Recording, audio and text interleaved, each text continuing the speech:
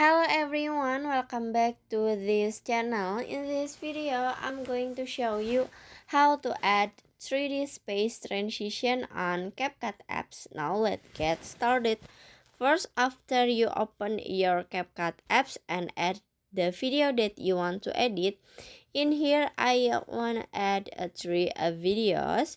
So if you want to add a 3D space transition, so you just click on a box white, this one, click on it, and then in here you just click on camera, and in here you can see a 3D space transition, so you just click on it.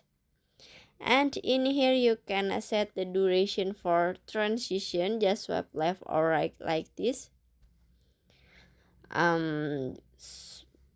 Now if you wanna add the transition effect to all a video, so you just click on apply to all of this one, click on it, and in here you can click on check icon. And now finish. So that's how to add 3D space transition on CapCut apps.